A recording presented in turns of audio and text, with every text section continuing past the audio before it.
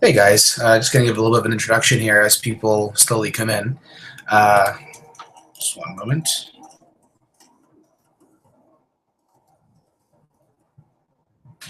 So the point of this team building video is just to give some newer users a bit of an introduction uh, as to what's happening with the tier.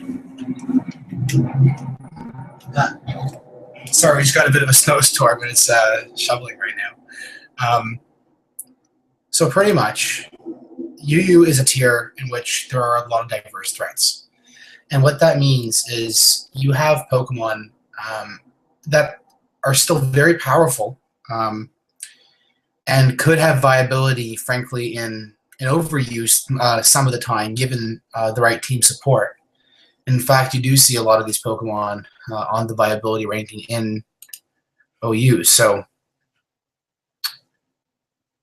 it's not unknown to see a lot of these guys. And the interesting thing is that team building in UU, because of that, is very, very diverse. And even though you see a lot of these standard threats, at least a few per team, chances are you're not going to be relying on the standard threats all the time because it gets redundant, and even then, holes can get poked. So today I'm just going to go through a couple of team building points, talk about each of the playing styles briefly, and pretty much just try to offer a couple of sample teams. Feel free to team build with me if you want. These teams will be available to use as I see fit. And I'm going to be trying to building one or two, maybe even three teams, maybe like one offense, one balance, and one stall. And these are just, basic sample teams. They're not going to be anything crazy, but frankly, I think with these teams, you'll be able to get to at least 13, 14, 1500. So beginning with some of the mons in the tier, we have a very, very diverse list. It's pretty easy to kind of be like, okay, where do I even start? Well, frankly, when you're team building, you always want to focus on some sort of core, whether it be a defensive or offensive core. The funny thing is that even on offense teams, hyper offense teams, you're still going to have a fallback situation on to either try to regain momentum or use as a fodder, regardless of the situation. There are mons that serve purposes, obviously, and you're going to want to make sure you team build around Pokemon that could, help do what you're trying to make them do, whether it be, set up for a sweep or revenge kill or whatever. So because of that, it's always really important to think about how these mons work with each other.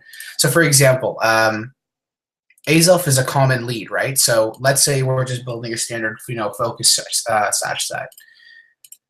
Instantly, because I'm using an Azelf, this becomes a mon that's probably a team that's probably going to be focusing around either balanced or hyper offense styles, because Azelf is a standard lead that tries to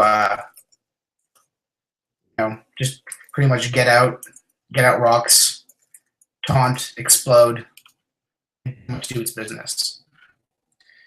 And frankly, besides that, there's nothing really for it to do when it's being used as a lead. You can try to use an offensive, Zen Headbutt, or you could opt to go for a special attack, Psyshock or Grass Knot or Flamethrower to try to hit some of its common switch-ins. Sometimes people think that Fortress can take care of it when, frankly, that's kind of foolish. But that's pretty much what happens. One second, guys.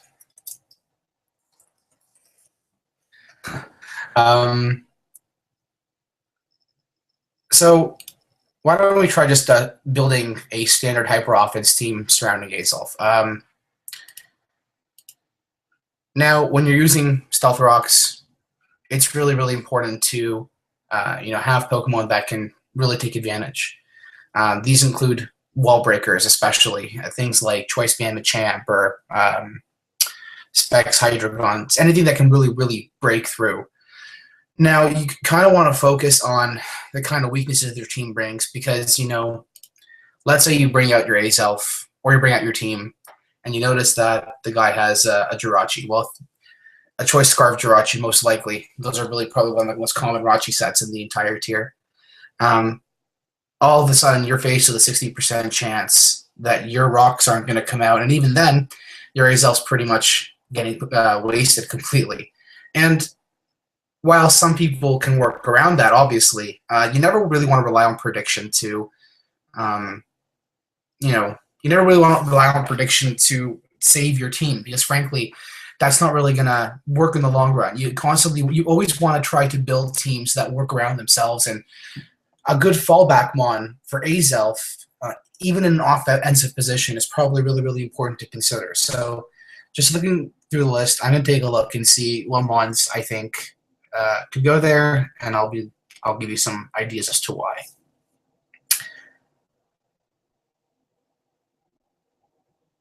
So I'm already looking at stuff like what resists Iron Head. Is a water type good? Usually a bulky water type is a good idea on any team. I don't want to go too bulky, of course, but right now I'm looking at Swampert, and I'm thinking Mega Swampert because it's one of the best wall breakers in the entire tier, and at least in my opinion right now. And what I even could do is Rain Dance, help set it up for a sweep late game.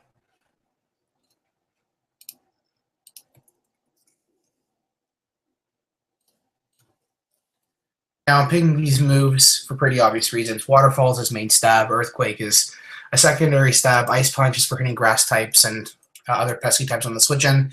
You're not always going to want to run Rain Dance. Oh, did I delete my Azelf by accident? No, oops. My bad. Let's just get that back there.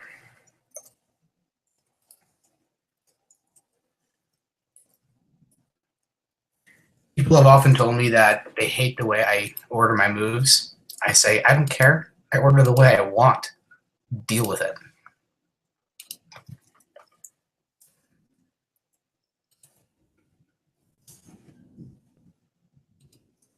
Now we're putting the 4 EVs in special defense. For the rare, very rare actually, especially these days, very rare download Porygon Z. I don't know why, but this thing has left an impression since Gen 5, even Gen 4, and frankly, just seeing it download is super, super scary. Actually, I don't even remember if it was around Gen 4. But whatever. It's super, super scary to come on a download and have to deal with, a +1 specs Porygon Z. But frankly, adaptability has been the superior thing. I think people just do it these days out of habit. And frankly, it's a good habit. You never want to waste EVs. It's important to note that you could go Jolly here if you really, really wanted to, just because outspeeding base 100 Scarves like Jirachi is pretty cool. I'm not sure if you're going to outspeed anything beyond that. Let me just calculate that for you guys.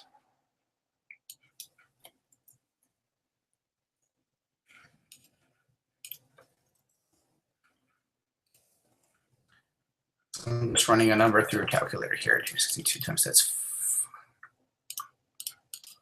so 524. And if I'm not mistaken, so okay, you're outspeeding, if I'm not mistaken, base 108s with that number.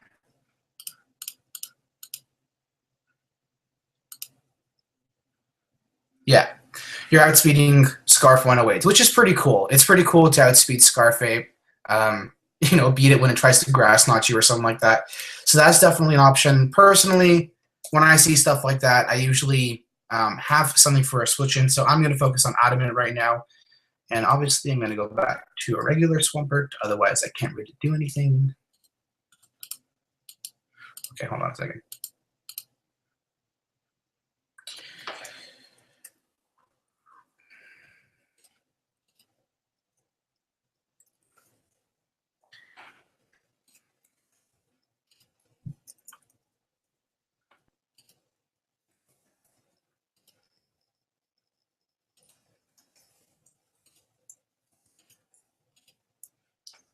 All right. So I'm picking Damp because you're pretty much going to be switching to the Mega Form instantly. So, I mean, you never really see Explosion in this tier, but at least it has some shred of nuance and use. so I guess that's okay. Swampbert's not going to be able to deal with everything, and that's okay. It's not supposed to deal with everything. It's supposed to wall break certain threats, but there's going to be instances where we're going to want it to, do a little bit more, at least in terms of team synergy. And frankly, when we see things like this new hyped up Superior, or if we see things like just any grass type in general, it's freaking terrifying, man. I hate seeing that when I run a Swampert, but that's really okay because even on a switch in, it does pretty reasonable damage, anywhere between like 25% to 50, and that actually counts for every grass type in every set, 25% to 50% damage, which is pretty cool. So let's see here. I want something that I can switch in. Now, Crobat comes to mind, but every team I build uses Crobat, and frankly, it's a cop-out. But I might rely on my cop-outs. I like my cop-outs.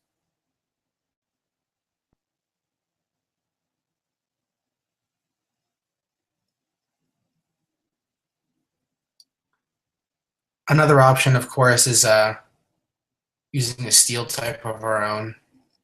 Unfortunately, like aside from like Aggron and Empoleon, there's not too many. And now that we're actually using Mega Swampert, we can't really rely on Aggron. I really don't like the pre-Mega Evolution, just standard Aggron. I don't really think there's anything to it, even with its massive power, with its Choice Band Head Smash. If you wanted to do something like that, just run Rampardos. I mean, like, what's the difference? You have more power.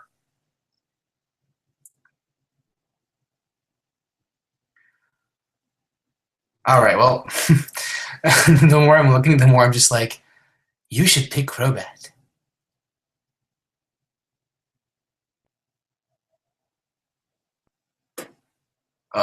Fine. We'll do Crobat. We'll do Inner Focus for the first time in forever. Now, something that I've been doing lately is I've been using Sharpbeak, or, you can use Skyplate if you want to be cool. But I like Sharpbeak. It increases the power of Wavebird by 20%, which actually makes it more powerful than Adamant Crobat. So you don't have to sacrifice any speed. Any speed at all, actually. And you're still able to hit like a ton of bricks. Now the cool thing is here, okay, so these EVs might look strange to some of you. Why am I using these EVs? Well, first of all, whenever you're using anything that's weak to Stealth Rocks, you're always going to opt for an odd number HP value. What this does is gives you an extra Stealth Rock switch in.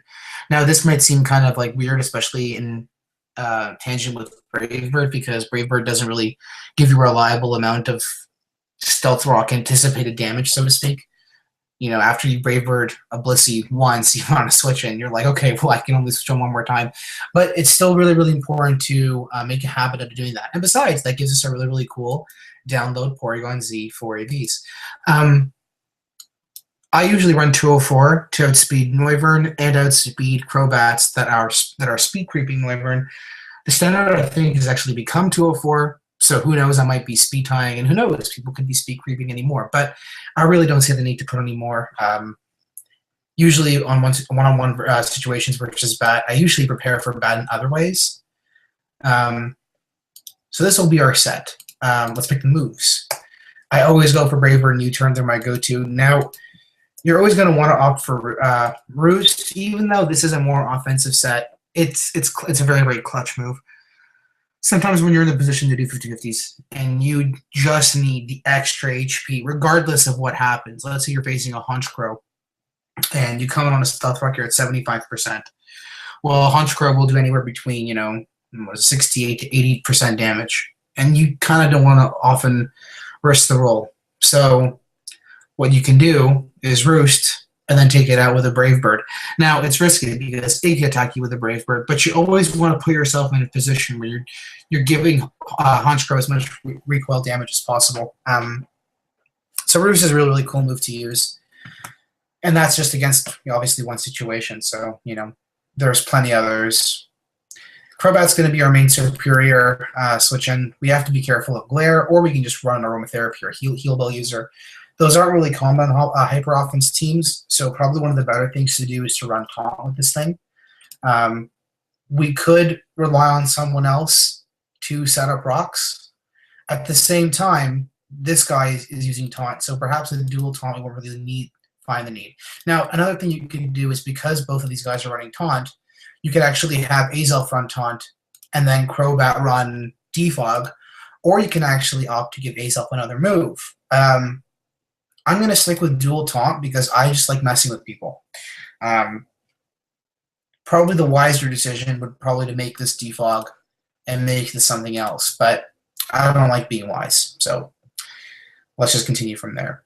So instantly we can see that dark types are still getting through this team.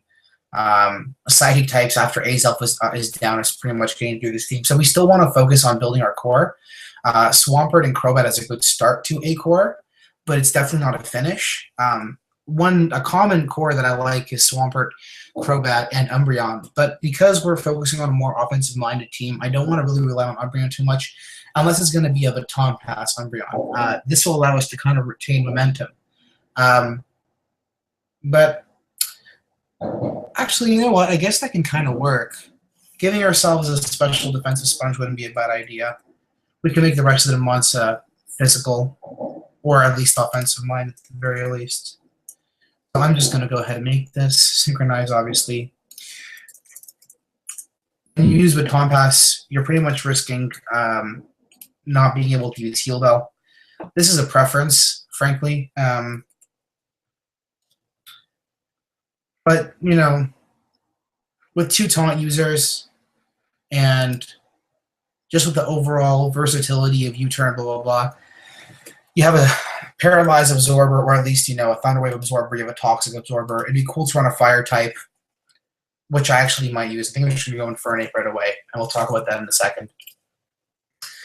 But Umbreon would be cool here. Now, the last option here is pretty much up to you guys. You could go for a Protect, or you could go for Moonlight. Either or works fine. The option is always up to you. Remember, whenever you're using a Pokemon that doesn't require its attack, just take away the attack IVs. Just make it a habit. You always want to put your Pokemon in the position where they don't have to fear a foul play. Who knows? Maybe your Umbreon will be at 4% or 5% health. Well, maybe not that well. Let's say 9% health. And an opposing Umbreon comes in, and hey, because you decreased your attack IVs, you only take 8% damage instead of 11 or something stupid. So yeah, it matters. Just do it. Make it a habit. I'm going to run Protect because I like to anticipate or at least scout for choice users. I'm also not going to be using the standard EV spread. I like going for a sort of more mix set. Let's see, is this a number? Yes, that's a number. So in case you haven't noticed, it goes up by 2 when I increase it by 4. There are jump points in this game. The common ones are, here, you know what, I'll just take you through them. So here's a common one, 228 and 230. Another common one is 339 and 334. 341. And then we have, oh boy, memory's fuzzy. Here's one exactly. So right over here, we have another jump point. Now, this isn't going to apply to every Pokemon, but it is a common thing to check. So when you're building, just take it out, check it out. Now, team building is a really, really patient process. I find it really, really fun and kind of relaxing, but some of you guys may not. And that's totally cool, right? Like, you don't always want to be building teams. You want to be battling. But if you take the time to build good teams, you're going to be much more successful in the long run. So yeah, there's one. And I think there's another one at, there we go, so 361, 363, and then 372, 374, and there's other ones up there. I'm just going to focus on that. This will probably help for very little, but it is nice living a choice band or Manatan. Actually, does it? Let's check it out.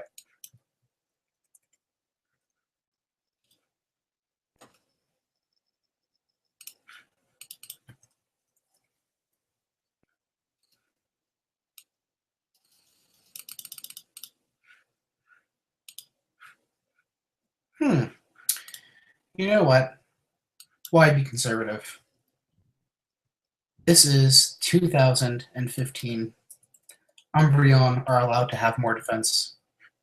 I think that even makes any sort of difference. That makes very little difference. Very little difference indeed. Okay.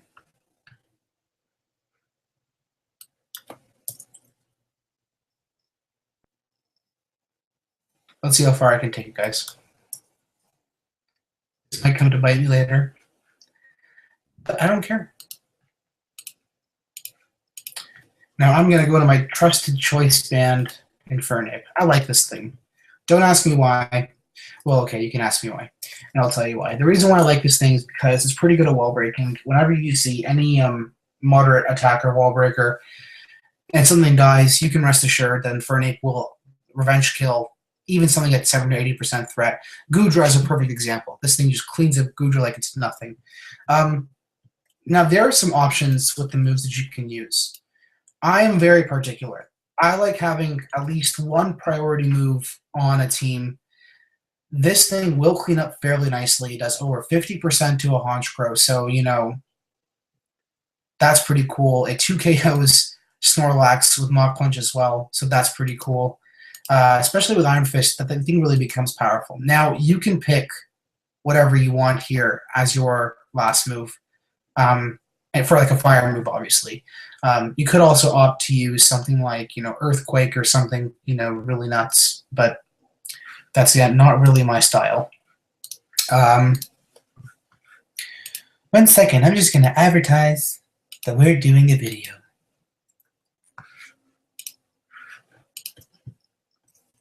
Hey guys, I am doing a video.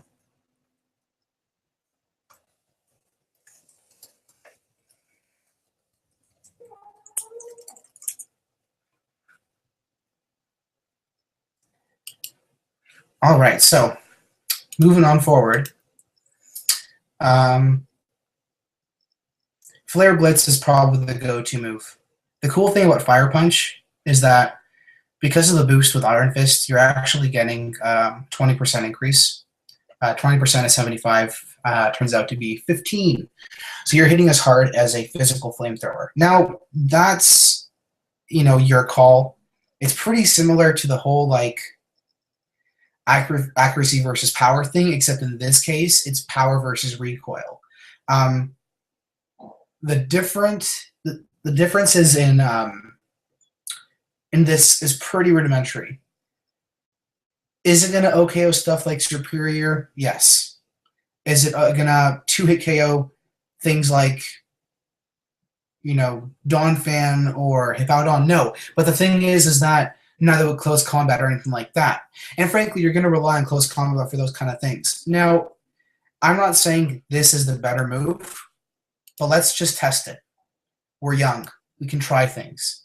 I have faith that you guys will not judge me too harshly for this. Now, looking at this, we've pretty much dealt with a lot of our core weaknesses. I'm a big fan of not repeating types.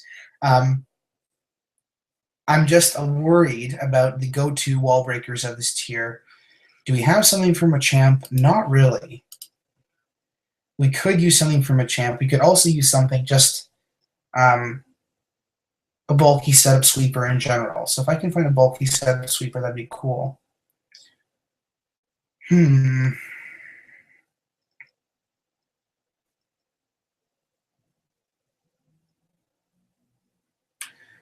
Let's see here. Snorlax would be cool as a Curselax set, but that would actually place a lot of emphasis on Crobat to take fighting types, and we already have a problem with our friends that are fighting types. So I'm going to avoid that.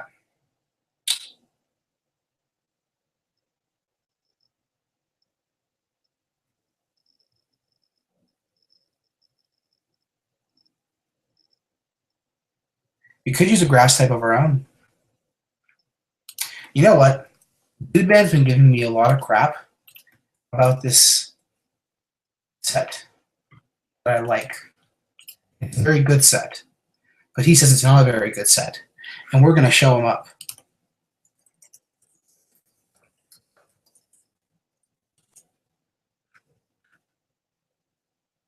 Well, of course I do. That's what Superior is for. What are you talking about? Okay, so Thief Storm.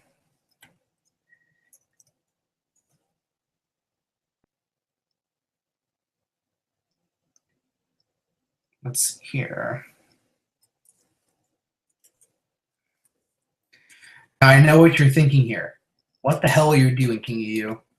What set is this? Why are you using Substitute when the main counters to this thing are things like Infiltrator or Crobat? And I say, shh, calm down. With Umbreon carrying its defensive EVs, and with this guy around, I'm not particularly too worried about that. Our Swampert, Crobat, Umbreon core should be able to take care of most things. Looking back, I'm actually considering making this maybe a little bit bulkier and not use Sharpie. Maybe go Splack Sludge. But let's talk about that later. First, let's talk about this. Why do I like this so much? Well, first of all, it's really easy to manipulate this thing's EVs. These days, what I like to do is make it go at least faster than base 90. As you notice, there's another jump point here. So that's 306. 308. So there's a jump point. I like all things faster than base 90. Not really worried about anything else. Now this thing is cool. This thing can actually live an Aerial Ace, a max power Brave Bird, not from a Hunchcore, but a Crobat. It can survive a few U-turns, mostly just to torture and torment the opponent's team via glares and substitutes. The cool thing is that after a Leaf Storm or two, Giga Drain becomes a very reliable recovery option.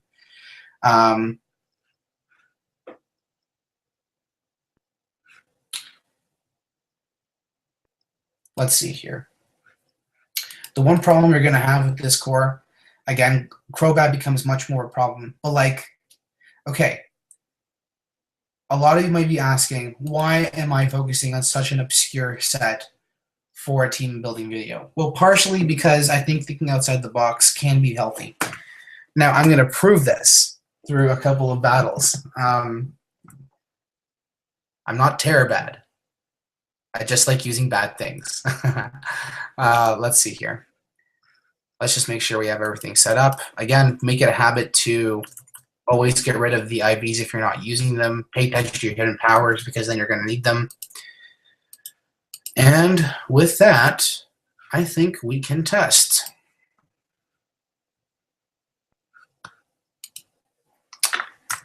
I'm going to hop on an alt.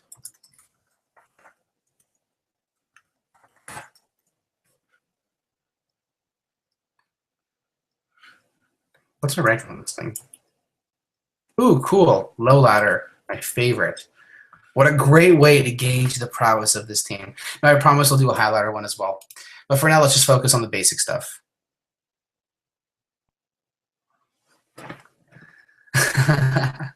All right. So, typically, Azelf is going to be your lead. But this just looks like a ridiculous team. I already know what most of these things are. There's only two options for this bad boy. It's either going to be Specs or Scarf. Judging by this team, it looks like it's going to be Specs. This is going to be Eviolite. Either offensive or defensive annoying. Either Band or Scarf, but judging by this thing being Specs, I think this thing is Scarf. Now, of course, I could be completely wrong.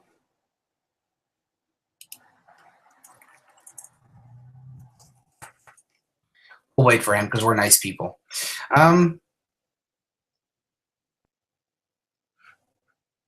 Let's just start and see what happens.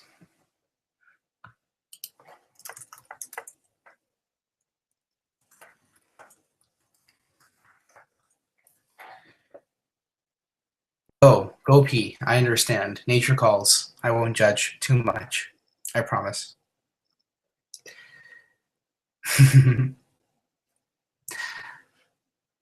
So, there is one fear in life for all taunt users, and that's mental herb. But I think Taunt is probably a pretty safe bet here.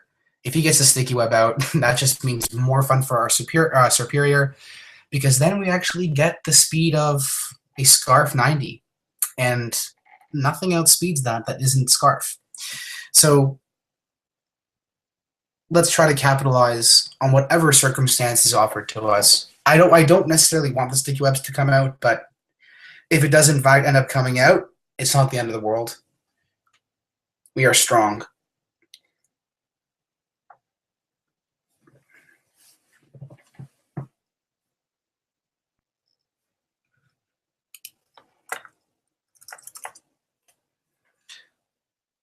All right, so we prevented him getting the webs out. So now I am actually assuming this thing is sashed.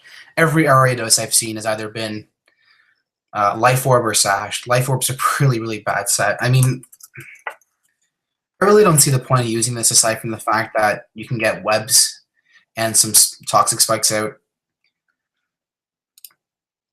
King Yu no comprende. But that's okay. It's not about me. Now, we only have one more turn of Taunt. And the Sucker Punch will be annoying. So we'll go straight into our Infernape.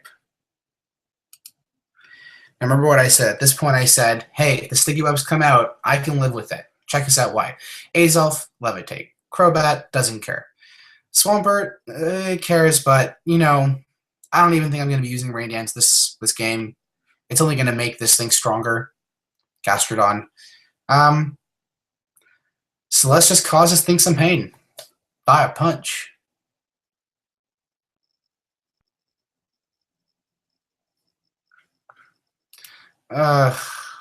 Dodman, please don't. He has a conscience. At least he has something. All right, recover. Now, I can see a couple things happening here. I can see him Toxic, Scald. Does this thing learn rocks? I don't think it learn rocks. No, it doesn't learn rocks. It never hurts to check. I should know this, but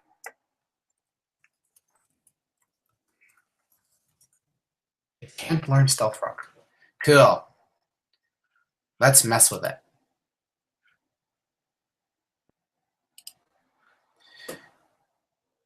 All right, let's just knock off and explode now.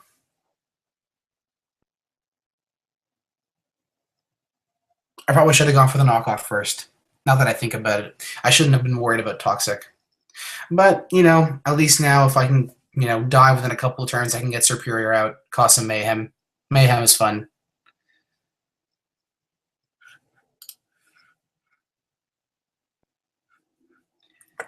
More advertising.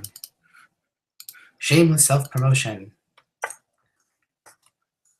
Shameless. Yay.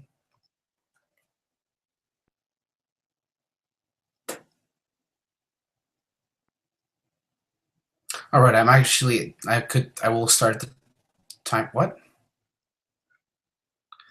Dodman. It's very rude. Very, very rude.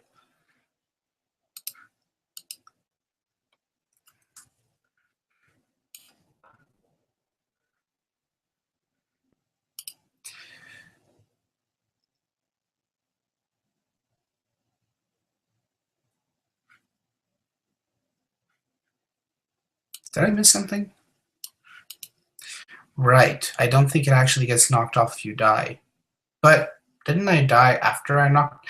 Okay, I'm not going to ask questions. Apparently something prevented me from doing the thing that I wanted to do. It happens, guys. Really, it does. On a bright side, look who just lost.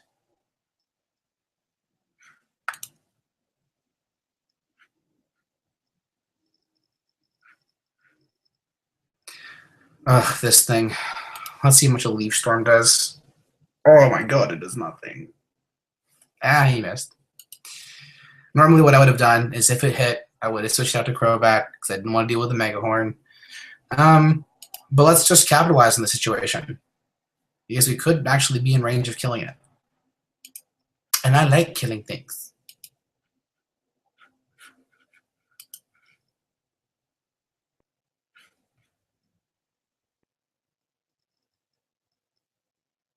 He's sticky hole thingy. I don't know what that means, Dom. Go away. It's not about you right now.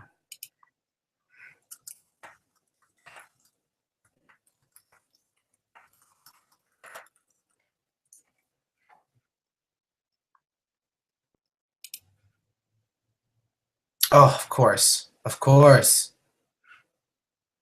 Now, that was specs. You see what a little bit of bulk does for this thing? A lot. That's what it does. If I'm not mistaken, our friend Whimsicott will scare us, I think. I'm just going to get drain. I don't care about this thing anymore. It's time to go to business. Damage. We taunt this thing because we don't want it to roost. We don't want it to defog. We don't want it to stealth rock. We pretty much want it to do nothing. Lisp. I ain't got no lisp.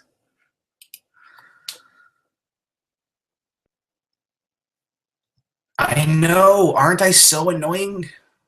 I apologize, but not really.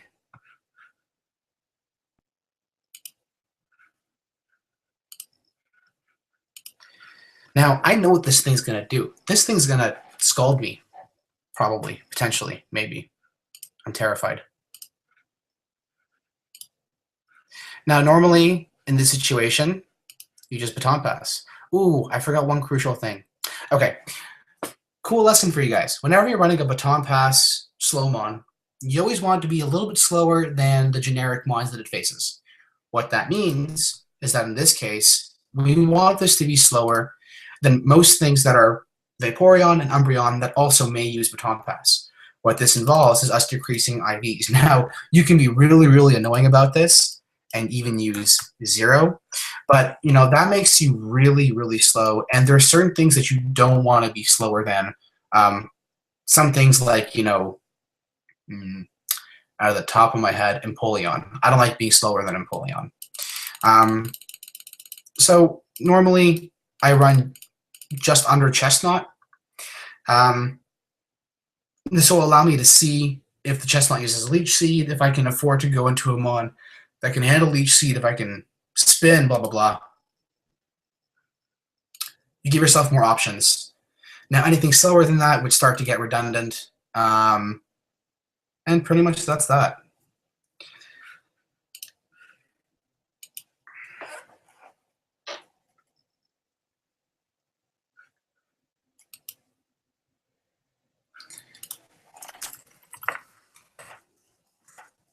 I'll make another, buddy. Don't worry.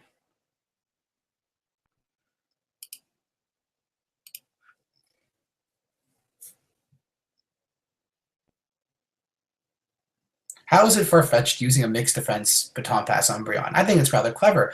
The point is to kind of show people what they can use. Now, this is the one time where using Infiltrator Crobat would have been useful. Probably more than the one time. It's pretty much useful against anything that uses substitute. But in this case, I don't particularly mind that we have to resort to these sort of shenanigans.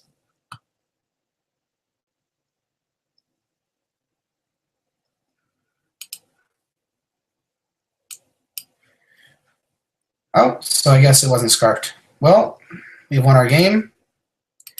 And some of our Pokemon didn't even see the light of day. But that's what Christmas is all about.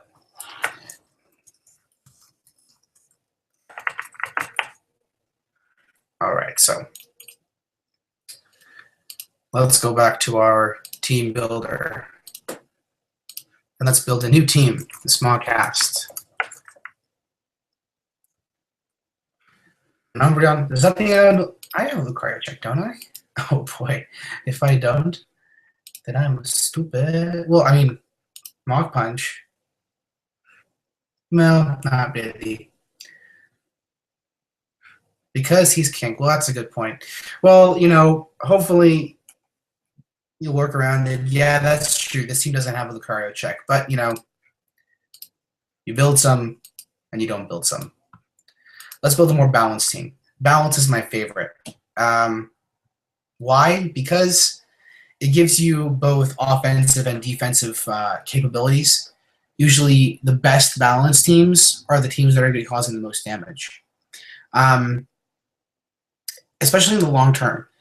Hyper offense is really, really good at breaking through, but if it fails to break through at the right time, then that's it. The game is lost because you need to rely on certain Pokemon to take out certain threats so that the other ones can sweep. That's generally the basis for hyper offense. Balance is a little bit different. Balance is all about generating opportunistic momentum. Some really, really cool styles of play would involve, Wish Baton Pass, like we saw. Things like Vaporeon, Umbreon, Florges, or Florges, however you pronounce it. Those are all cool examples of balanced styles. Again, we have to focus on building a core. Now, I know that Celebi is a Pokemon that's gotten a lot of usage lately, so let's start by building around a Celebi. Now, to be honest with you, I don't even know what the standard sets are. Let's try building our own that isn't too crazy. Stealth Rocks. U-turn. We get Recover. Side move. The option here could be Leaf Storm, Giga Drain, Psychic. You could even opt to go for like Psychic and Giga Drain. U-turn is also an optional move. I just like the momentum, especially bulky. Celebi is really, really good at living a while and getting certain mons to commit. So whenever you work around that, that's also really cool. Thunder Wave is an option to replace Stealth Rock as well. You don't necessarily need to rely on Celebi as your Stealth Rocker. And in fact, for these purposes, why don't we go Thunder Wave?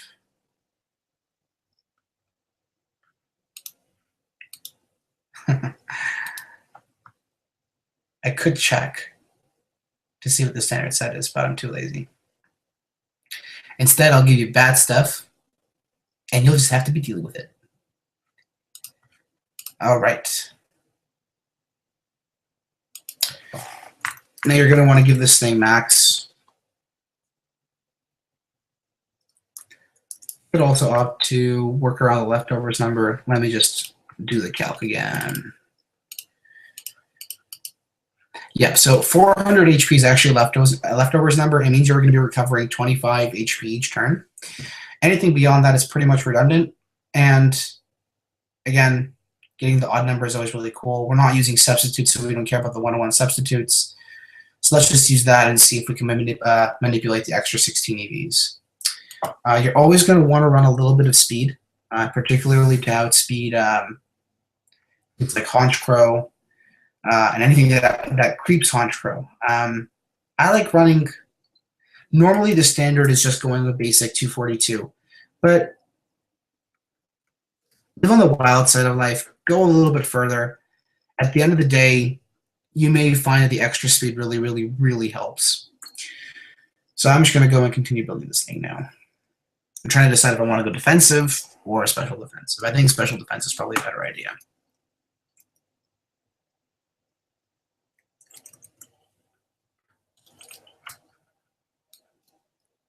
Remember our common 0 IV minus nature. This will actually keep foul play to as much of a minimum as possible. And yeah, I think this actually lives a Scarf Chandelure. And it actually survives, or is it a Specs Chandelure? I think, well, it definitely survives a a Dark Pulse, so we don't have to worry about the Chandelure, at least when we're at full health. Working around something like this is going to be really, really cool. Thunder Wave it's pretty much going to serve as our defensive pivot. We'll definitely want to keep an eye out for Fire Spam. Once again, Swampert is a great go-to mon. We could just use a standard set here. Have it take care of our rocks. Now in this instance, you're going to be wanting using Torrent because once you actually get to under a third, you're going to be really grateful for the extra 2-hit KOs you get against Pokemon like Nidoqueen, especially if you find yourself burned. Swampert does come in against Arcanine a lot. It's called Earthquake. Oops. Okay. Just take it slow.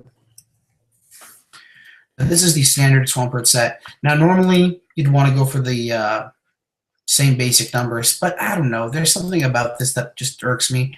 I like speed creeping. At the very least, you speed tie, and you get the most out of its bulk. I really don't find that the 240 set with the 16 in attack is really that. It's funny because I actually wrote the Swampert set, and I said to do that. But whatever. It's really up to you. So now that we're using Swampert, I'm actually looking at Crowbot and Umbreon again, but we'll try to be a little bit more diverse this time.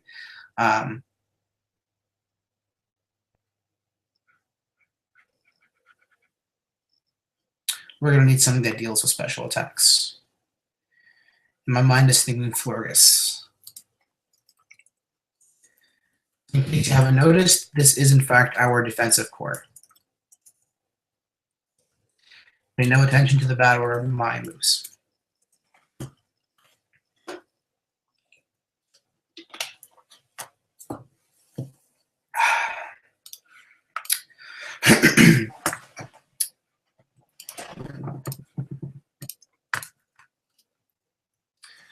Now, the most common set on Florges, at least in my opinion, in the competitive metagame, despite what you see, is this set.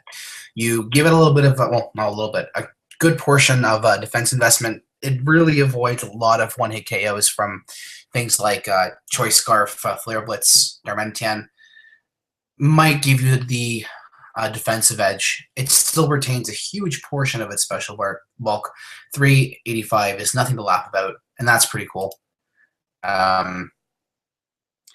Moving onward, we now have to focus on our offensive core. Now, this is going to be pretty much the mons we rely on in situations where we need a way out. The rest of our mons are going to want to actually work around this. So we're actually looking at stuff like Jirachi, where let's say we're in a bad situation, we can U-turn right away with our speed and go into one of our defensive sponges. Especially now with that really pesky, what's it called? Mega Medicham, which I hope gets destroyed very soon. I really can't wait for that thing to disappear. So we go for Choice Scarf, so Rain Grace, what it has. Iron Head, U-turn. Now, you have some options here. You can go for Fire Punch. I like going for Zen Headbutt, but you know what? Actually, since we're already running Psychic here, let's do something really sneaky. Let's go for Trick, and let's go for Healing Wish. Standard set here applies. Once again, we want to pay attention to our fire spam. It'd probably be really cool if we actually use our own fire type at this point. It'll relegate some of the offensive pressure. We don't want to use anything too frail because we want to be able to retain some power. We want to be able to retain some bulk, or we want to be able to tank hits, rather. Chandelure is an interesting option. It relieves the pressure of fighting moves, especially with Protect and U-turn. We'll be able to scout properly. That's definitely a viable option. Another option is actually Hydreigon, which I think we'll go for. This Specs Hydreigon will do a lot of work. Once again, we can fit U-turn on the move in case we don't like our matchup, or if we just want to manipulate the opponent's over predictions. Now, the last option here can be a variety of sorts. A lot of people like to run a Flash Cannon. Normally, you're not even going to be put in the position where you're going to want Hydreigon to take on stuff like Florges, as I don't even think a Specs Flash Cannon 2KOs this thing. It's that bulky. So other options include Dragon Pulse, Fire Blast, Flamethrower, Focus Blast, Earth Power. I guess, yeah. I mean, we don't want to be going too crazy, so why don't we just stick with a good old-fashioned fire blast, call it a day. Now I'm just looking here, and I'm trying to see if there's anything that our offensive core is not breaking through, and at the same time, I'm trying to see if there are any like tiny cracks that could appear. This still worries me a little bit. This still worries me, especially when we're facing fire types. It's nice that we have Hydreigon as a fire resist, but Hydreigon is not a defensive mon, nor is it meant to be perceived as a defensive mon. So I think it's really, really, really important to use something that can actually back us up with defensing with a good defensive typing, but can still be used as an offensive threat. Now, a couple of things actually come to mind. Just looking through the list here, we still don't have a Mega.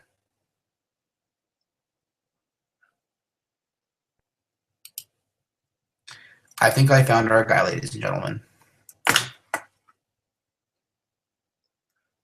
Well, actually, we could go Aerodactyl. We could also go Mienshao. That wouldn't be a bad idea either.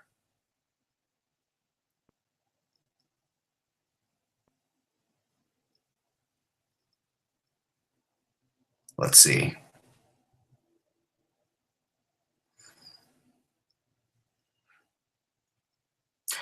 I'd put Lucario on here, but I'm just so worried about that fire spam. A thick fat user could also be very, very welcoming. Snorlax has a good place on this team. With Celebi and Forgus, we're not too worried about fighting types. Swampert can tag them pretty well.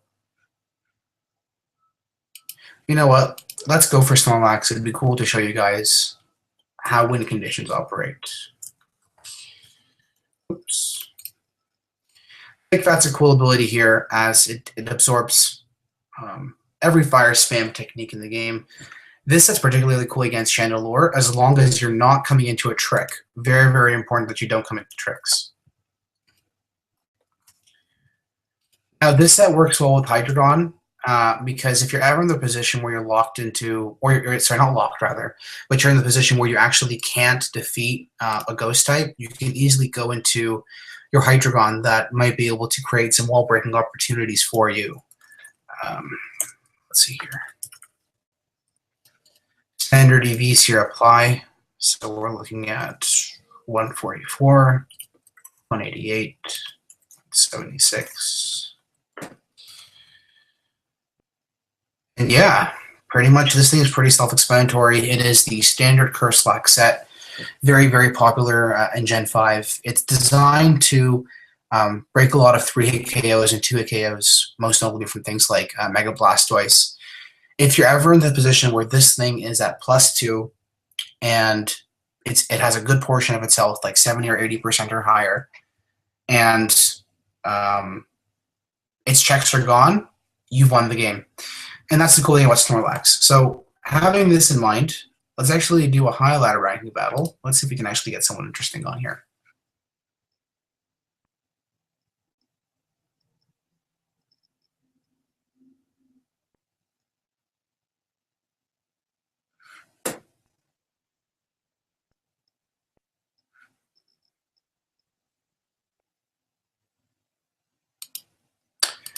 Actually, you know what?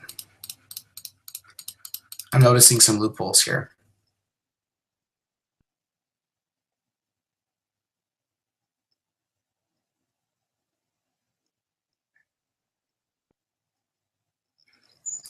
We definitely need hazard clearance here.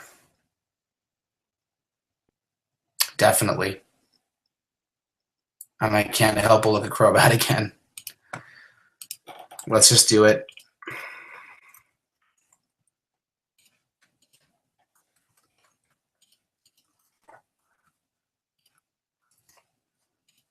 No, we're not going to be using Scarf Bat, Senior CSB.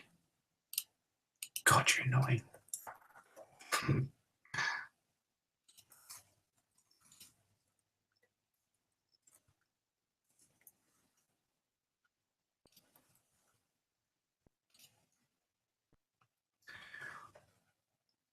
Now, whenever using bulky bat, you always want to consider using max.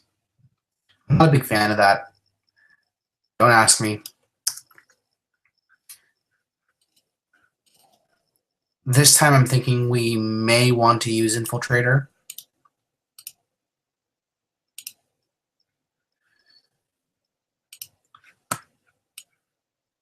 I will use a Scarf Bat for some sort of tournament bout, and I'll rub it in your face. Okay. This is starting to look okay. We got some speed, both in the form of Scarf and not. Let's see what we can do here.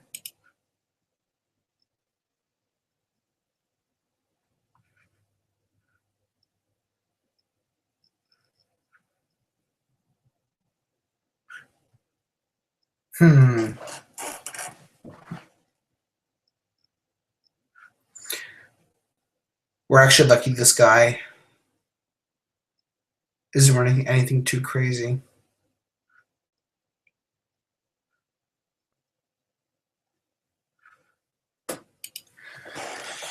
Let's just play it safe.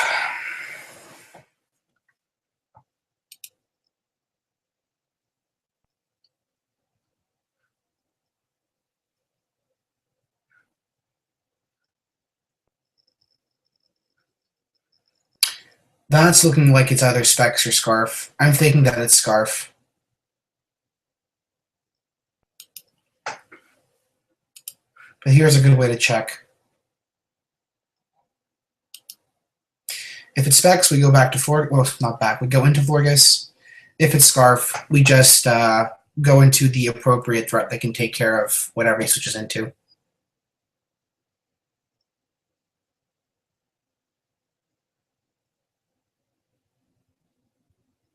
That's actually not entirely bad. For us, that is. A little bit of speed would work against his otherwise slow team. I mean, it gives us advantage over Pidgeot, but it does ruin some wall-breaking capabilities.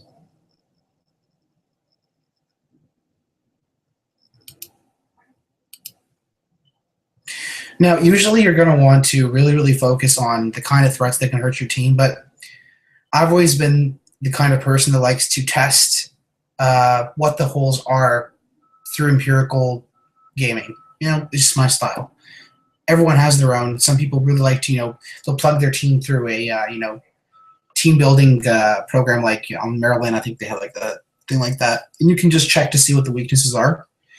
But, this is a funner way, in my opinion. Now I have to decide what I'm switching into.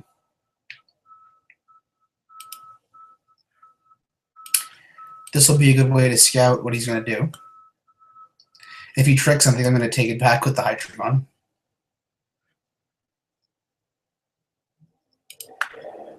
And now that we've seen that, we're going to hope this guy isn't good. Ah, he's good.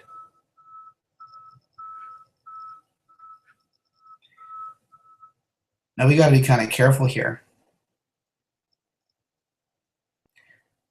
The best approach, in my opinion, would probably to go to either Hydreigon, Celebi, Jirachi, or Crobat to U-turn. Now, Crobat is probably one of the more dangerous options because you don't want to get hit by a Stab Psychic type move. Hydreigon's probably a safer option. Celebi is probably a safer option because if it has a status move, we can actually just rely on natural cures. So I'm just going to do that.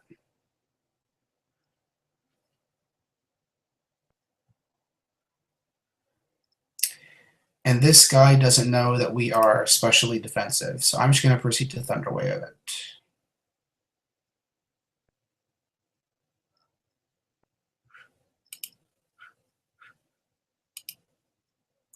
Workup is scary.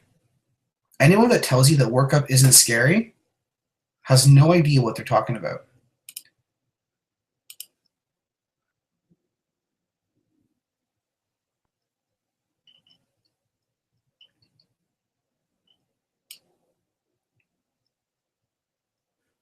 Now, the biggest fear here, of course, is that he's going to go into his own Florges.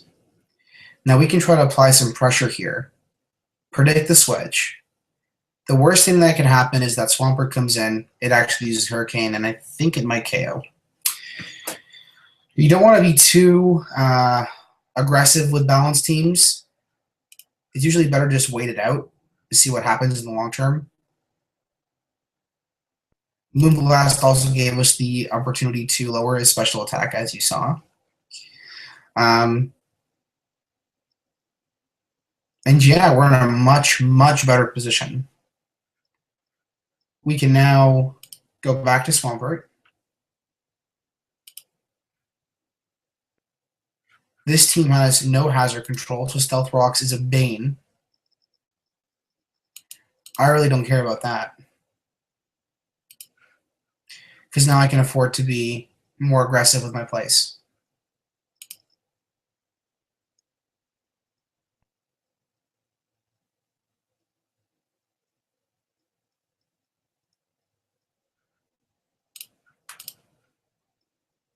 I'm really glad I used U-turn to end there. Biggest reason why I did that, which sucks because we obviously got the confused, was because if he actually went to Crocodile there and I was stuck in my Iron Head, I didn't want to be put in the position where I'd be pursued. But you know, you win some, you lose some. I also don't want my Florges to die. That would really, really, really, really be bad.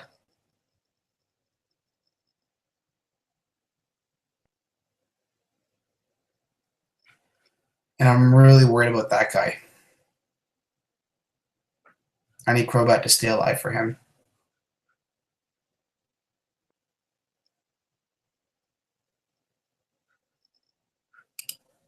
Back to Jirachi we go.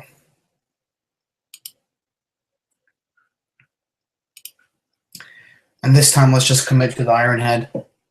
Pidgeot needs to die at this point. It's doing too much damage. If I even consider letting it live, I might as well just hand and win. Now, you have to understand. Sometimes I make really, really bad plays. It's in my nature. It's part of who I am, so to speak. This is probably one of those times. I'm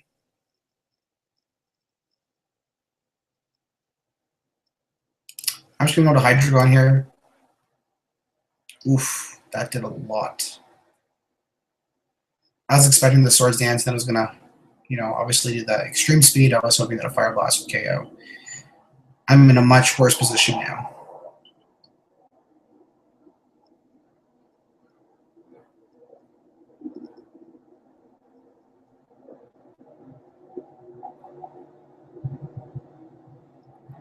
Iron Tail, man, that's a really, really, really risky move, man. Super risky. Let's just do it. Oh, I'm so bad. Okay. Brave Bird this thing to death.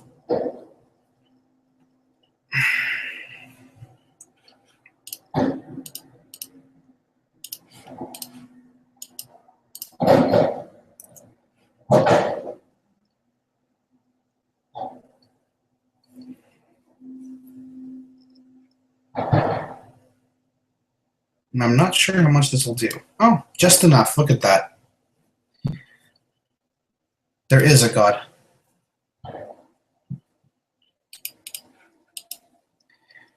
The plays are going to be pretty rudimentary at this point.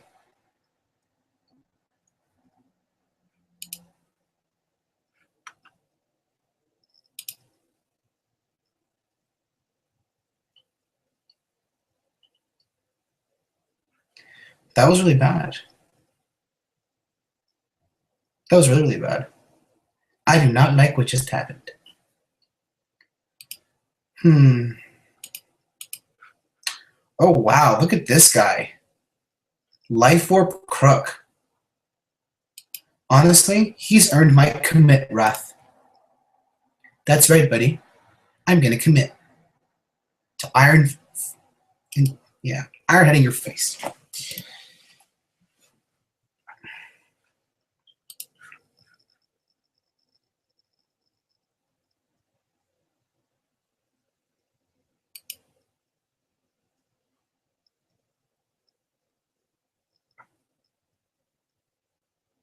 Now, the moral of the story here is that Celebi can obviously take on his Lucario one-on-one.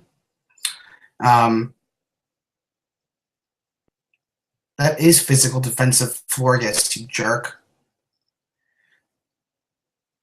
Yay. We got ourselves a chance.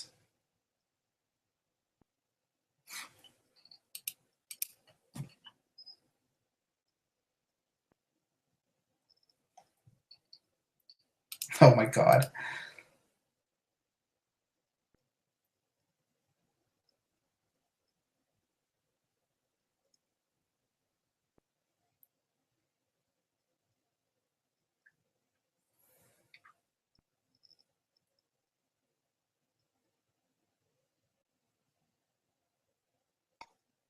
Oh my god, please don't tell me this thing is what I think it is.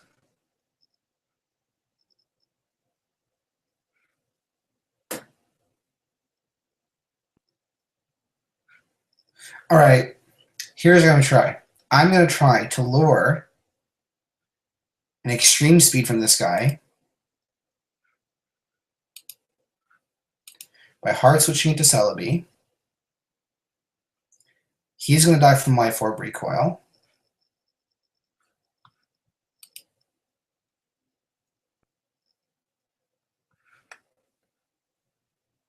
And successfully lured. Not bad. Hopefully, if this thing is not too defensive or speedy. Actually, no, we want it to be defensive. That's pretty cool, actually. And look at that. We couldn't use our trick or healing wish. I am so bad.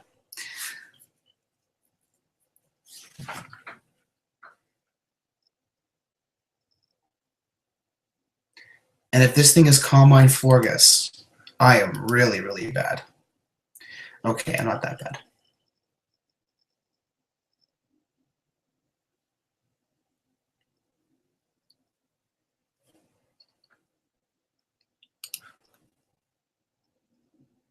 That's actually not the worst position to be put in. I mean, now that I know this thing has Toxic, it doesn't have aromatherapy. I mean, pretty much we're going to want to cycle. We're going to want to cycle these Mons. Hopefully he just stays in Florges and makes bad plays, but frankly, hold on, let me even see if we have anything useful information on this. We know that it has Baton Pass, so it's probably... Oh, he forfeited. Cool. So he obviously wasn't interested in the Stallfest. But pretty much the point would have been to defog and just kind of try to work around until Paralyzed would have done something for us. Now, usually this isn't the most reliable strategy, but since we do have dual recover, we can rely on it. Yeah. I might just keep this for later. Now, let's do one more and we'll call it a day.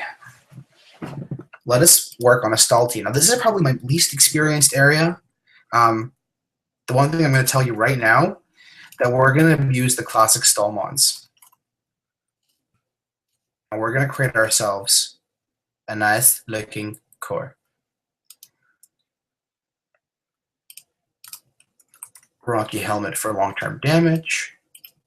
Leftover is defensive. Anyone that tells you to not use defensive Blissey is just trying to win games off you easier.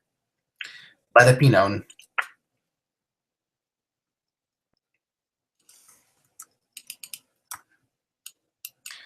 This is probably the least important foul play number ever, but like I said, it matters. Now, this one can be annoying. You can just do softball toxic on this thing.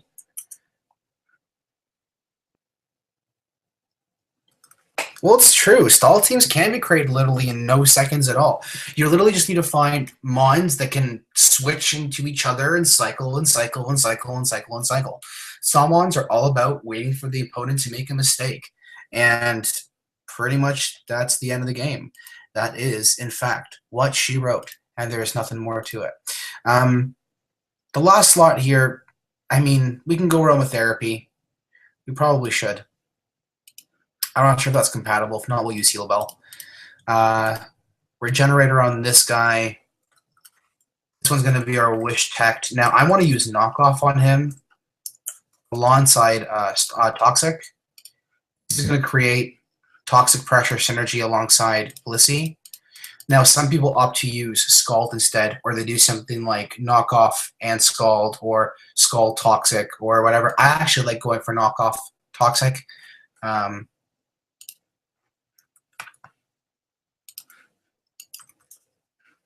am so famous. All right, Wish, Protect, our classic coverage, well, not coverage, rather, our classic go-to moves. Now, you can try to manipulate the EVs here a little bit if you want. I mean, it's kind of a waste of time. And yes, I'm definitely going defensive Blissey. Don't even try to mess with me. Now, we could be so mean and go totally pink. Now, we can actually make this our stall win condition. No, I like Moonblast first. Sorry, guys.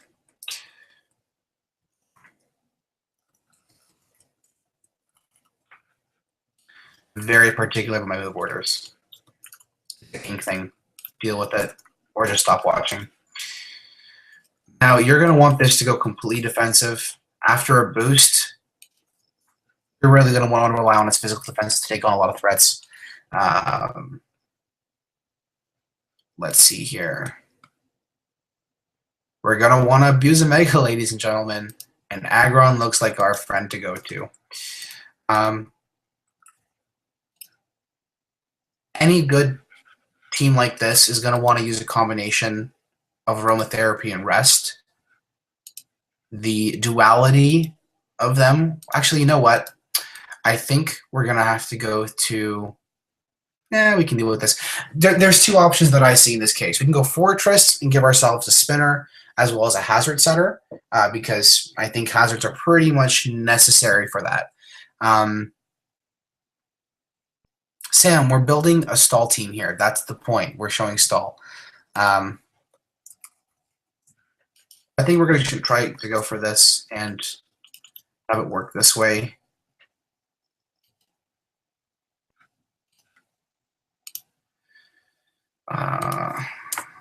Aggron is one of the teams, one of the Pokemon I have a little less experience using. I always like using funky sets, but we shouldn't go too funky.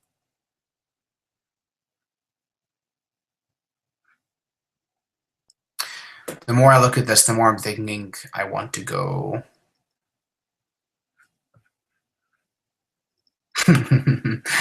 I always do this to myself. Oh no. Well, all that means that we have to throw Crobat up there. It's super bulky and super annoying. And we give it enough. And this time we actually go bulky. We don't go higher than that. And we give it even more bulk. And it'll just be the bulkiest thing in the world. You happy now, CSP? You happy now?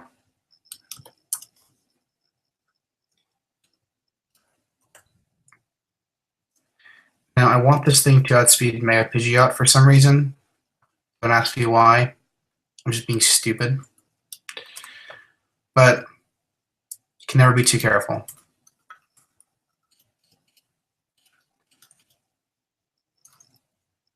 Now, you're not going to really care about U-turn too much.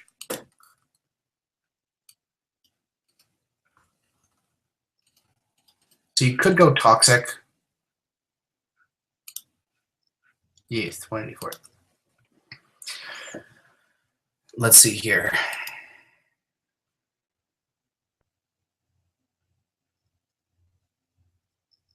U-turn would probably be the safe option, but I really want to consider going Taunt as well, or Toxic.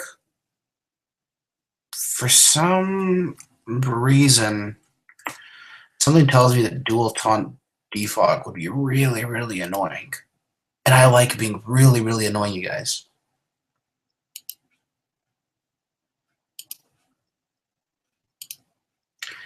You know what? Let's not be stupid. Let's just outspeed Noivern and call it a day.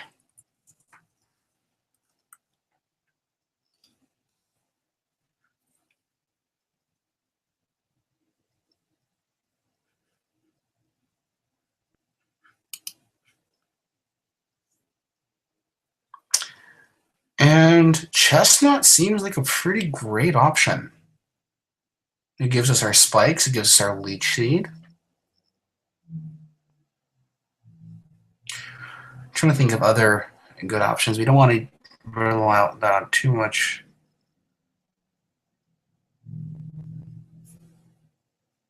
Let's see here. Don't worry, I'm coming, buddy.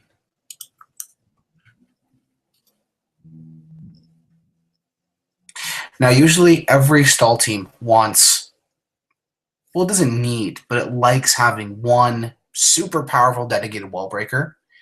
Intimidate Crook is usually an ideal option. It's also a very standard option, but you can use a couple. You can use Choice Band Crook. You can use Choice Band. You can use Choice Band Entei. You can use Choice Band. You can use Choice Specs Chandelure. You can use Choice Specs Hydreigon. I'm trying to think which one I want. I think Entei would probably be a good fit.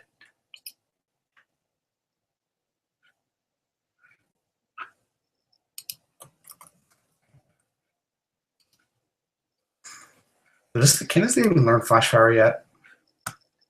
Guys, can it learn Flash Fire or no?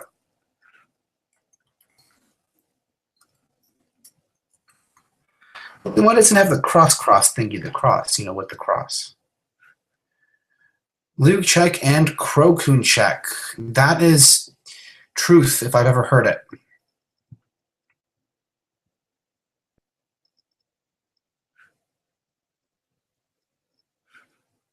It could be Dick and go AV. AV's fun. AV's really fun. AV just messes with people, and messing with people is great.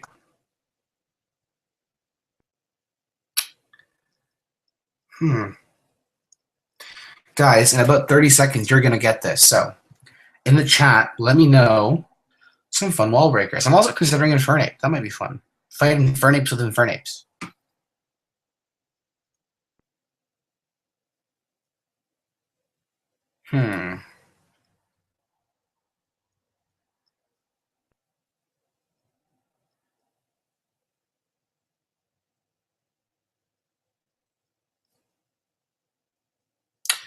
Shaman is also an okay option, but again, that really, really accentuates our weakness to fire spam. We are still a little fire spam weak. You know what? Let's just stick to Entei.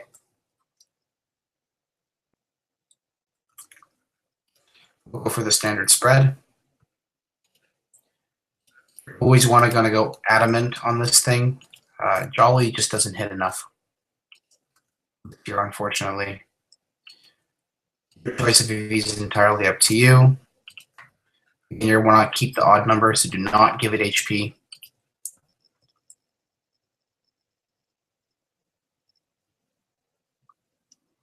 And to respond to Florges, my win condition, Calm Mind Moonblast.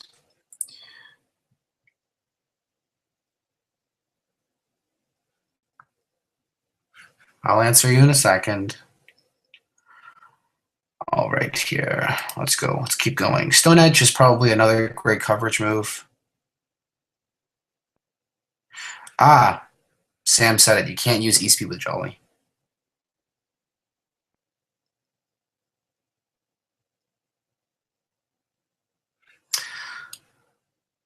He is not necessarily correct. With this guy having Sacred Fire, he'll be your bad boy. And if I'm wrong, I'm wrong. But,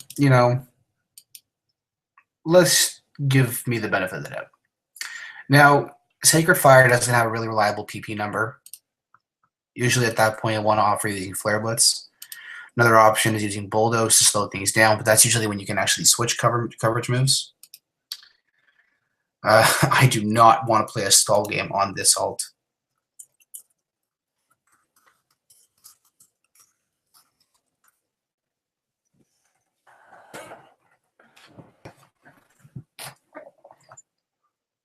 Let's see if anyone here is even interested.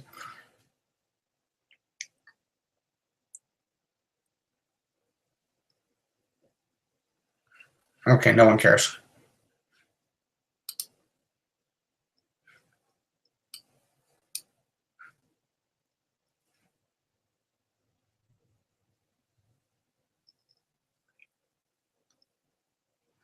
Now, usually you'll want to try to run more hazard stack, but I think we've built an okay stall team. Now, Sam tried to say that you can't use a wall breaker, any crazy physical wall breaker, a special wall breaker on. Why is Curly your hazard? I know I can use 4A. Oh my god, this guy doesn't watch my videos for long enough.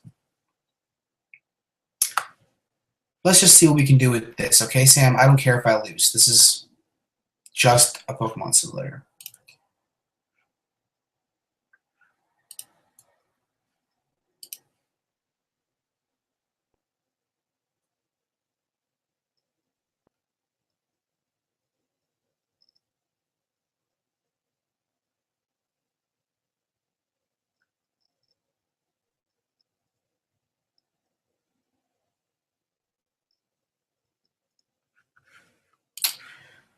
Searching takes a long time. Dun, dun, dun, dun, dun, dun, dun, dun, dun, dun, dun, dun. Cool, we found something.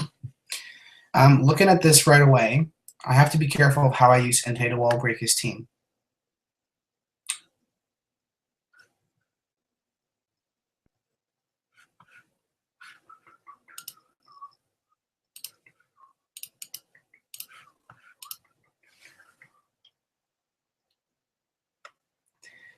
Let's see here.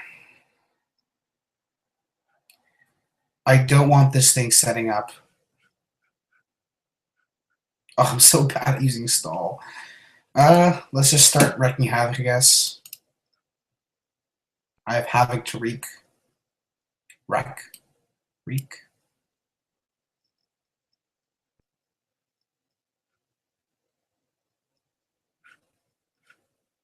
I probably should have used fun background music. Let's see if I can find that. Fun background music. Cool. Yeah, we're pumping now. Oh, is this Christmas? Let's skip to here. Cool. I don't even know what this is. It sounds pretty bad, but we're just going to listen to it.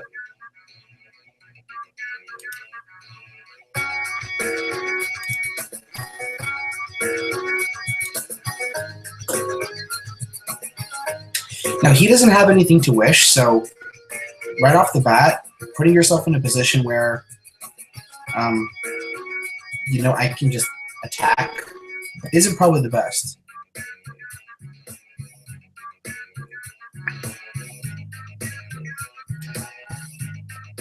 I really, really hope this thing isn't trick.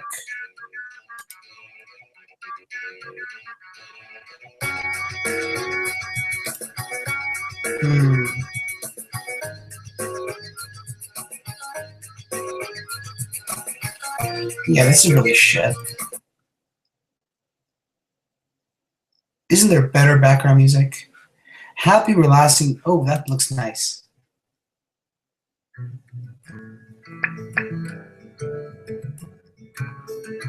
Oh yeah, perfect soothing music for an intensive Pokemon battle to the death.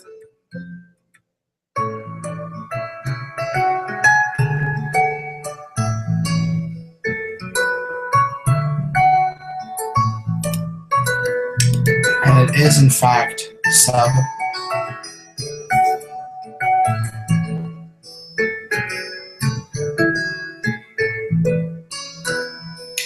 I am so bad at this game.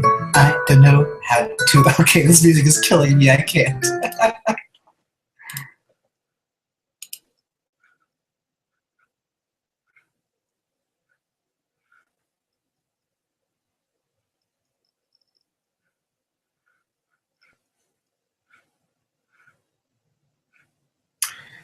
Ugh, I have to defog. Oh, why did you switch? You're bad. You're bad for switching.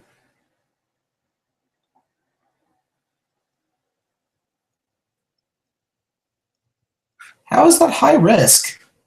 You have no idea what you're talking about. This is a bulky bat. Please.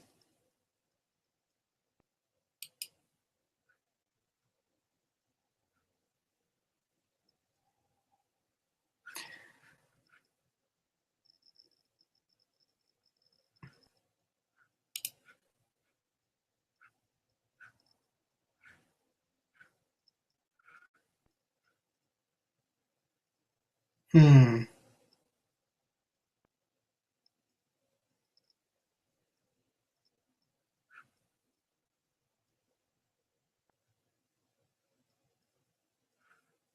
Let's see here.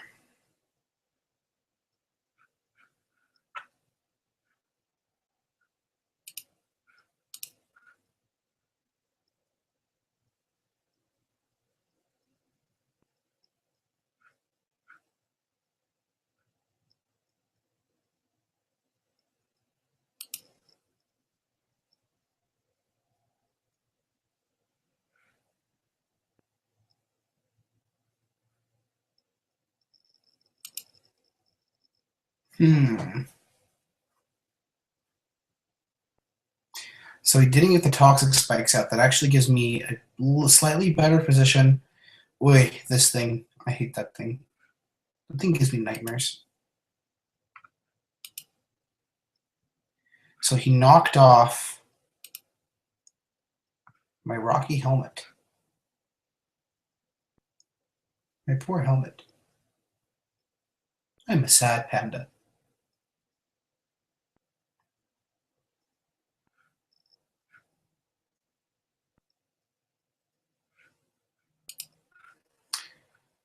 Now let's see. Regenerator is going to give us a whole bunch of health back. Bar or a sphere. This thing is not going to die. Now could be an okay time to just start trying to see if my win condition can do anything here. I think the Volt Switch is pretty expected. The problem is that we don't want to rely on Blissey here because if this guy has any sense whatsoever, he'll eventually realize that his Chandelure can take it on. So let's try to make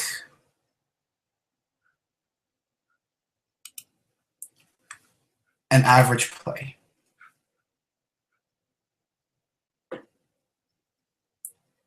I'm anticipating the Fortress here. Oh, of course, the Mega Beedrill. Why would I anticipate anything else?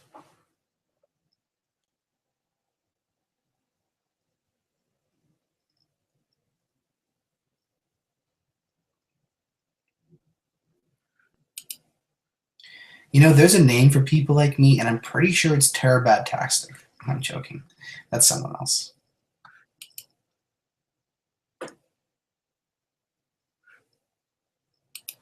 All right. I'm actually considering not Mega Evolving yet. If this thing goes for a sub, then I can Roar out. So I'm just going to Stealth Rock. Cool.